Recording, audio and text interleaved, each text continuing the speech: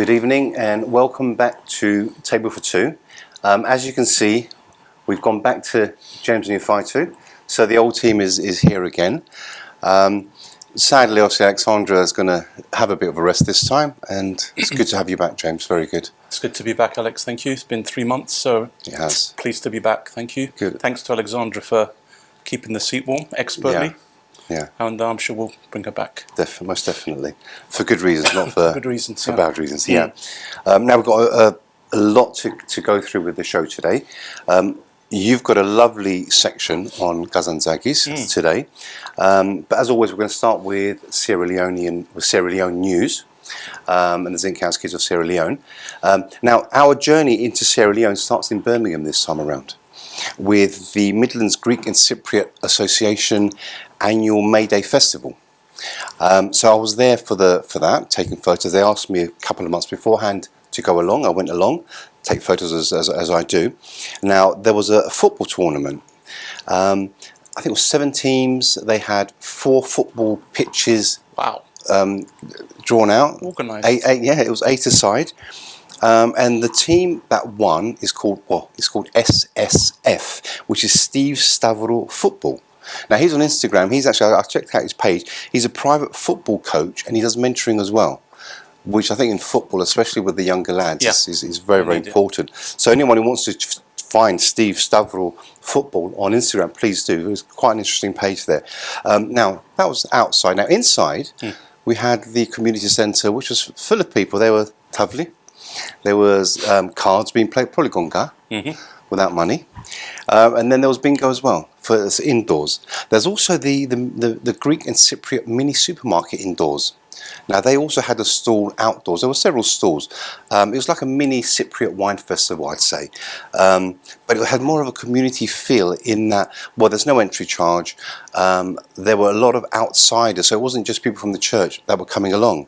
So local people who saw the festival when they came along for the food and the stalls. So there was the Greek, like I said, Greek and Cypriot supermarket. They were outside as well. They had a stall there. Now also there was the lukumades, the philoptochos were making lukumades. Now, I don't know, about 2 years ago, as a joke on Facebook, I had a photo of me with the lukumades. I think it was at Banaya Church. And I said, this is the best lukumada. And then a competition started. So each time I go to a church now, the ladies at the Philoptochos get me to try the lukumades to see if they're going to be top. Elevate, yes. So St. Luke's were already top, and they asked me to check again. I did. And they remained top until I tried Angela's lukumades at Saints Constantine and Leone in Crystal Palace. Wow. So she's now top. Bravo. What they haven't noticed is the last church I go to is always top of the table. I was going to ask you, because you must have a very good palate, because every lukma I've ever tasted, it's exactly the same. It is, but don't tell. That's the trick. But don't tell the women from the Philoptochos, otherwise you'll start giving me free lukumades. You're much better at marketing than me. So there also was a barbecue, there was a suvlagya, what have you. A lady there called Nicoletta, who's often at the Cypriot Wine Festival as well. She sells jewellery, she does all these events as well. Now, there was a horse box bar. So it was an ex-horse box, and it's called the Cat's Pyjamas Bar, where they serve beer to the people. Really good concept. There was a kids area. Now, there must be about 7 or 8 bouncy castles and what have you for the children in the corner of the field. So they were very, very, very well geared up for the children, for all ages. What you'll love about the football is there were massive crowds, like the old Goba days. Yeah. There were not just 100, but hundreds of people there to watch the football. You'd struggle to get that in London, I'd say. Definitely. And it was a young crowd. The thing is, it was a very, very young crowd. I've always been impressed by the Midlands, to be honest. Yeah. Birmingham, the 2 churches, Coventry. I don't know. It's still there. Yeah. And then obviously there's a Greek school there. The Estia has a Greek school. They were dancing as well. And our friend Chris Karolis was there, right, from the federation. He gets everywhere. Yeah, I know he was. So he was there. It was good to see him, actually. Good to see him there as well. Now we're going to slowly fade into the Sierra Leone bit. Now there's a lady called Chryso Ilia. Now, she contacted me about a month or so before the festival, and she said they want to do a fundraising event to raise money to dig a a well. Yeah. And this is their fifth well, and it's in memory of Stavros Ilia, who sadly lost his life a few years back. So straight away I thought of an area called Goderich Village in Freetown, where last year we had a party for about 300 children, and just by chance the elder for that area, he said, "Look, can we try and raise money for a well or a borehole?" All of a sudden, I have this lady who's offering. So they raised £2,000 at this event. It was just a simple event. It wasn't a massive event. They raised £2,000. We sent that to Sierra Leone. That got the ball rolling. So they started digging this well. Now, as well as that, obviously, it's not a simple case of getting machinery and that's it done. It's all done by hand, with pickaxes, with shovels, with spades. And then they encounter a massive boulder, absolutely enormous. To soften it or to break it down, they have to put charcoal in the hole now, light the charcoal, let it burn so they can then break it. So then they've got to take all these bits of rock out. I think they're about 12 foot deep. It's about 3.5 meters. They need to dig at least 40 feet to get to the water. Amazing. They've got more boulders in the way now, so we sent them money to buy more equipment, an auger. That'll be the final part of the dig through the clay. Pickaxes, sledgehammers to try and get through these rocks. So they're going well with that. Now we're also paying for the workers to eat. There's 6 workers. You can only fit one in the hole at a time because it's obviously it's not that big an area. We're feeding them as well. We're paying for the new equipment so they can dig, because they've gone through their equipment as well. And then once they find water, then they start sealing it with cement around the edges, and then eventually we have 3 options to bring up the water. There's a bucket with a rope. So if you think 40 feet down, it's a long way up. Then there's a pump. Now, even a hand pump, it's quite a way to come up. And then what we want to go for is a solar-powered pump. Wow! And that should hopefully simplify things for them. So that's what we're hoping for. Amazing. So that's basically is from Birmingham to Sierra Leone news. And I mean, St. Luke's, where they had the festival, they've done so much for Sierra Leone. And now, as you can see there, James, we have Kazantzakis written there. Now, just to remind people, it's Kazantzakis, not Kazantzakis, because a couple of people actually said to me, when I said, "Oh, James, we're speaking about Kazantzakis," they go, "Oh, the singer." So, because the film came out recently. I know. So, so we know who Kazantzakis is. So, please, James. Yeah, so I was in hospital recently, and I had many books by my bedside, and thank you everybody for your prayers. But one book I wanted was Christ Recrucified, O Christos Xanastavronede. I read this for my A-level 40 years ago. Wow. And I probably read it every 10 years. I've read it 2 or 3 times. And I wanted it because there's a special section in it that I love very much. Now, Kazantzakis, which we'll talk about, is a great Greek. Most definitely. England has Charles Dickens, it has Jane Austen, it has George Orwell. Greece has Kazantzakis. So I wanted to give a little festival of Kazantzakis and some of his books. So let's race through it. Now, Kazantzakis worked for the government. He helped a lot of refugees. And one passage that I love very much in Christ Recrucified, the story is basically a village that is giving roles to the Passion Play. They're going to enact the Easter story. Who's going to play Christ? Who's going to play Judas? Who's going to play Mary Magdalene? And the villagers are discussing this. And they hear a noise in the background. And it's another village where they're from Aizorios. Seems to be our patron saint of this show. They have nothing. The Ottomans, the Turks burnt their village, and they're just walking with everything they've got to start a new village somewhere. And they come to this village, Ligovrisi, and not everyone's welcoming. So it's amazing. It's a masterpiece, right? And just a couple of quick passages. I mean, when the 40 pages is incredible. So they've got nothing, and they're walking to find some new land, and they're led by their priest, Baba Fodis. He clasped in his arms a great gospel with heavy binding and chased silver. At his right hand, a giant with black drooping moustaches bore the old church banner on which was embroidered the tall St. George in gold. Behind them, 5 or 6 gaunt old men carried huge icons, holding them dead straight. Then followed the flock of women and men, accompanied by children crying and weeping. The men were laden with bundles and tools, shovels, spades, picks, scythes, the women with cradles, stools and tubs, everything they have. Some of us, said Baba Fodis, went as far as the cemetery, and they took the bones of their fathers and are transporting them that they may become the foundation of our new village. Look, that old man over there, he's 100 years old. He has been carrying the bones of his ancestors on his back for 3 months. It's an amazing book. Yeah. And that story of refugees, that's true. Kazantzakis, in the 1920s, one of his most patriotic acts, and I'll read this from the research I did, he helped refugees in the 20s, where after the Greco-Turkish War in the 20s, there was an exchange of Greeks and Turks. And Kazantzakis worked with the Ministry of Welfare under his friend, the future Nobel laureate Angelos Sigelianos.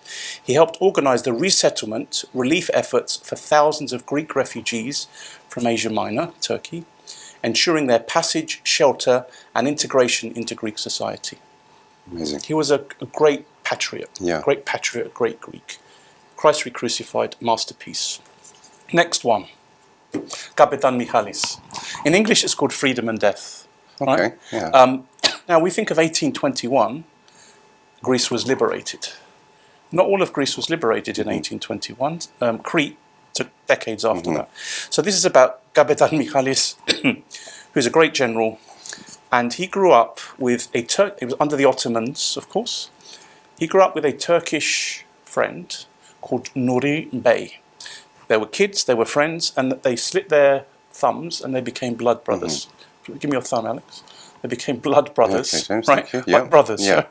I'm sure Hellenic's got a first aid kit, but we're not going to cut ourselves. They became blood brothers, and they grew up as generals, as leaders of their community, and they kept collaborating, coordinating. We could learn something from that across the divide.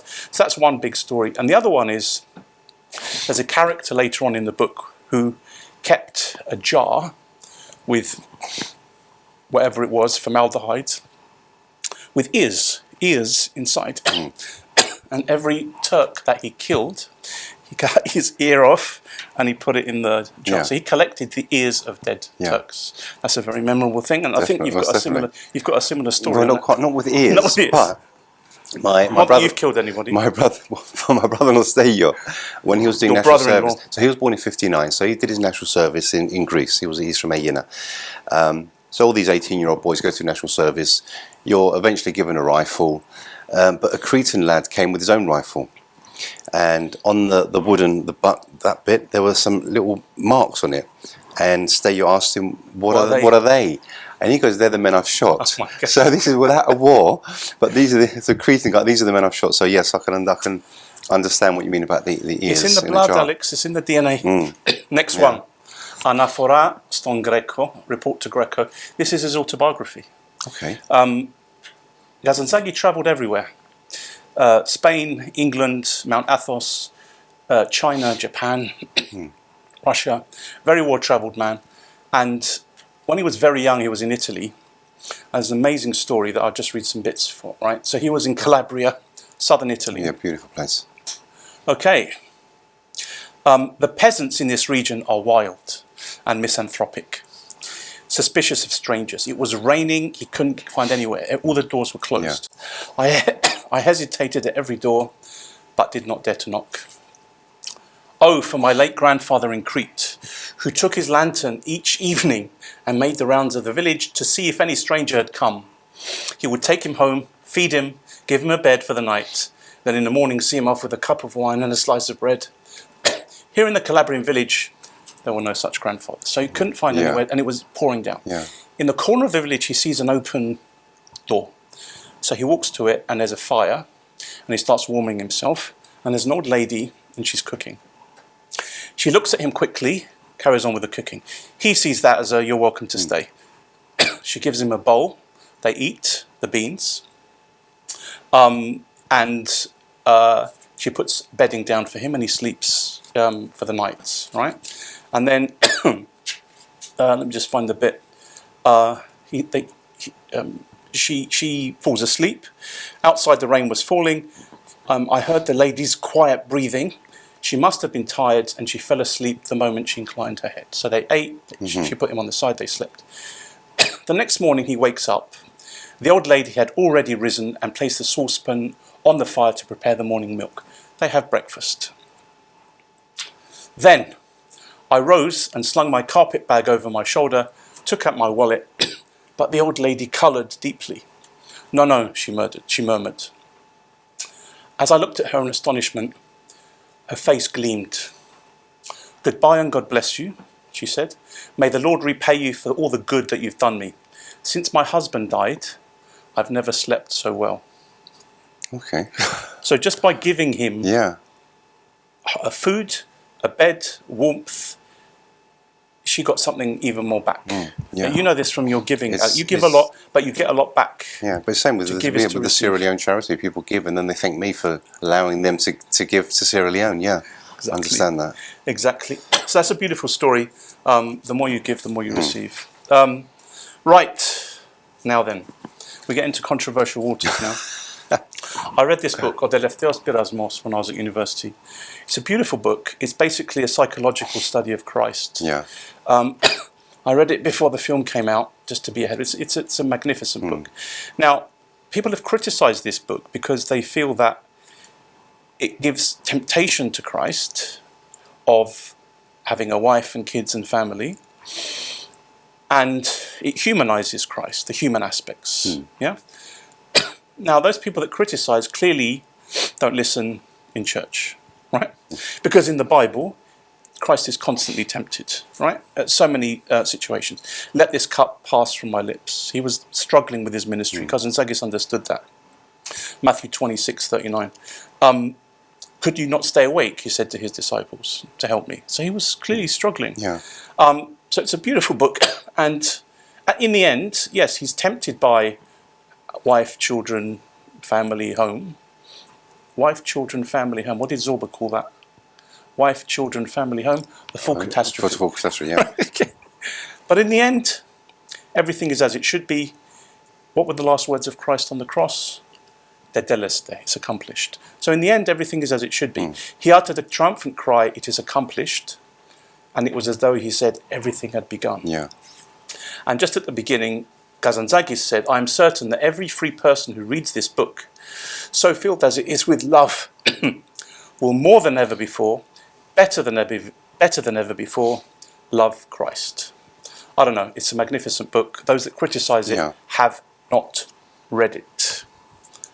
Best to last? Yep, last but not least. Now, I'm not happy with this title because the title is, in Greek, it's I Zoe και Βίος του Alexios Zorba, the life and times of Alexios Zorba. But clearly, when they invented Zorba the Greek, it became a worldwide phenomenon. So clearly they know what they're doing. And in the book, the narrator doesn't have a name. That's right. But the hero is Zorba. In the film, played by Alan Bates, he's called Basil. That's right, Basil. Well, it's just in the credits they give him a name. Right. Rather than during they never mention the name in the film, So this is one of your favourites, Alex. It is, yeah. It's the one I've read. That's what twice, twice, which is an accomplishment for me. But also, I've seen the film about 10 times, and I've always said if they made the film exactly as the book was written, it wouldn't have been shown. Right. It would have been banned. So there's a big comparison. Also in the book, not meaning to ruin it for anyone. Alexios Zorba, he dies at the end. In the film, he doesn't. He dances on the beach. The film was made obviously for Hollywood. For an audience that wanted to see this happening. Yeah. And yes, it is. Well, it's my favourite of the books and the stories. Also, the fact they said he wrote it in Aegina, an island I've been to many times, and I've seen his house in Aegina, just slightly outside of Aegina town. So just to have that connection as well, just makes it extra special. Just to finish off the Kazantzakis section, I mean, you love this book. I love these books. We've got the Nicene Creed. The Pistevo is 1700 years old. And back to the Last Temptation, if you listen to the Nicene Creed, when we say the Pistevo every Sunday in church, the criticisms that Christ is humanized in this book clearly don't stack up with the real Nicene Creed. We know the divine nature of Christ, but if you look at the words in the Bistevo, Genithenda, human, born, Sarkothenda became flesh, and Anthropisanda became man. Yeah. Stavrothenda was crucified, that's a human experience. Pathonda, he suffered. Daphenda, he was buried. Kathezomenon, he's seated. All these words are human words. So the criticism of humanizing Christ doesn't fly because it's in the Nicene Creed, and the Nicene Creed tells us the divine and the human nature. Kazantzakis understood that. So one of our heroes. Definitely. I was looking forward to that section. Yeah. Bravo. You should be a teacher, James. You're a natural. And next week, we're doing Charles Dickens. Kazantzakis next week. You need to get a special guest for Stelios. Keep them all happy. Yeah. So, no, that was a wonderful section, James. A whole show would have been really, really That's good. enough just for people to get a taste of his magnificent work. He's a beautiful writer, global in nature, and we should be proud of him. He's a great Greek. Most definitely. Okay. Now, on to more of our church news. Good. We've got loads of it now. Good. I haven't seen what the time is, James, but we're going to start going through now. The weekend I spent at the Greek Orthodox Church of 318 Holy Fathers of Nicaea, hence the mugs. They had a festival of art, music, talks, heritage, services and celebrations for the 1700th anniversary of the First Ecumenical Council of Nicaea. So Christian bishops were assembled by the emperor at the time, the Roman Emperor Constantine the First, and that was in 325 AD, which you've mentioned. So the Nicaean Creed was established and agreed at that time, and it is as it was then. It is as it is now amongst the Orthodox. Anyway, we've kept exactly as it is for 1,700 years. 1,700 years. Yeah, it stayed as a rock. Yeah. So that was it. So it's an amazing event. So. My visit, though, primarily was for the Mosaic Choir. Right. But the church in Shrewsbury, they now have a larger building, St. Julian's Church, which was an arts and crafts centre. It was turned into that after it was a church. So they needed bigger premises, so they've moved there. So I went there for the Mosaic Choir, primarily. It was called the Voices of Nicaea concert. Right. It was at a Catholic cathedral there, Shrewsbury Cathedral, and the Catholics gave it free of charge. We had free use of their cathedral for this concert. It was sold out. So it was Mosaic Choir and then another choir called Kronos. They're professional musicians. I've seen them. They're big. So the Mosaic Choir, which many of us know about, I mean, they have multiple cultures and nationalities within the choir. They performed in that night in English, Greek, Romanian, Serbian, Slavonic, Arabic, and Georgian. Apparently, Georgian was the hardest of the languages. I know someone who's actually went to Georgia, and he struggled to learn Georgian.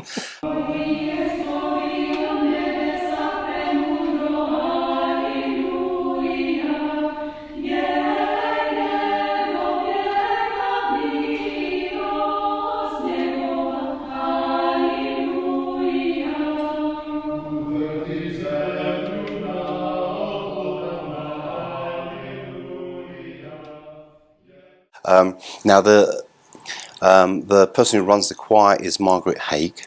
Now she's never been described as this before, but she's the PVC glue that keeps the pieces of the mosaic together. If you can imagine, this group is all over the UK. First of all, you have to hold rehearsals. No rehearsal will have the same group of people. Some do it via Zoom, others just can't attend. They have other commitments. But on the night, they all came together, and they were I have to say, they were absolutely amazing. And what Kronos brought to us was the Byzantine chants from ancient manuscripts. Wow. So they went back to the time of Nicaea, and then Mosaic brought the more, I'll say, modern aspects of the But they really were good. I really enjoyed that. There's also an icon exhibition going on, which probably by the time the show comes out, it would have finished. 15 iconographers have got together, and they got these absolutely amazing icons, James. When you see the photos, you will love them. And then, so Sunday morning now, so we have the service, Father Magdalene, he allowed me to read the Lord's Prayer in Sierra Leone Creole. And what I loved about it is that evening a lady came up to me, she asked me which language it was. I said Sierra Leone Creole, the language of the freed slaves. She said it was beautiful. I've never heard someone describe my Sierra Leone Creole as beautiful. Bravo. In Sierra Leone, one boy said, "You sound like a child reading in school," because it's quite That's a compliment because it's clear. It is, thankfully. So now that evening we had the concert, which I mentioned with the Mosaic Choir. Now Monday for me was the best part. Bank holiday Monday, we then drove to Wales, and we had it was a pilgrimage and the blessing of the waters at Saint Melangeth's shrine. My apology to any Welsh people out there. I'm sure there's a ch somewhere amongst there, but I can't quite get it out. So Melangeth's is as close as I get to it. So we had the pilgrimage. So we went to the church festival, big group of us. We had a Father John from Chester. He was there with his wife, Presbytera, and we went off trying to find this well where the saint was. So we got lost so many times. It was pouring with rain. When there were two paths to take, Father John was leaving arrows made from twigs, so the people who were behind can find us. As if life was that easy, we just had an arrow pointing in the right direction, that would be wonderful. But we finally made it. But it was pouring with rain. Then it was light rain. Then it was heavier, and there was no rain. So by the time we all got there, we were soaking wet. Father John, though, he blessed the waters, and then he blessed all of us with the waters, and it was a great bonding experience. And it's how I imagine pilgrimage to be. Originally, not just a walk up the hill, turn left, and you're there, or go up the stairs and you'll see the world. Souvenirs. Yeah, that's right. So, neon signs saying this way. So I mean, the amount of times we got lost. Brilliant. And then after that, we came back down to the church, and we had the Vespers with Father Bandalemon and his father, Father Stephen. Amazing. So we were all there. Now in this church, it's an ancient church. They have it looked like it's part of the sanctuary, but it's not. They have the relics and the tomb of the saint in this actual building. Now, she's the patron saint of hares, as in Hares, the animal. I won't go through the story because it will take so long just to explain it all. But she was the patron saint of hares. Yes. Yeah. Do you know who the patron saint of hairdressers is? Mary Magdalene. Wow. Okay. I had to look this up just so we can just say the comparison. So that was the Nicaea. Beautiful. Hence the mugs. Hence there's a badge there as well, and it's continuing for I think just over a month's worth of all these talks and services and exhibitions. And His Eminence will be there as well for their feast day. So it's going to be a great month and a half, a month and a bit. Now. The last bits of news, I was at St. Haralambos in East Hyde. Now, they have their Greek festival coming up on the 29th of June, and that's between 12 p.m. and 5 p.m. Going by previous ones, it's going to be an amazing day. The bulk of the people that go there aren't even from the church. Sure. They're the locals, because they want to see what's happened to their old church, and they're quite happy when they see that it's actually being used properly. Yeah. So that was that. We had also the Byzantine School of Music. I have got it down as BSM. I was about to say British School of Motoring. So the Byzantine School of Music, Sodelios Despoti was there giving a talk. Amazing talk. It was really interesting, actually. I was at Panagia with one of your relatives, Father Theodokis. Oh yes, serving. That was a great day. That was I love it when the Cypriots come and they talk, because you pick up everything. That being Cypriots, we understand slightly more and more.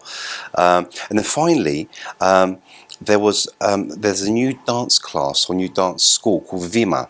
Now they're based at Oakwood Baptist Church, and it's a guy Costantino who I've known for many years.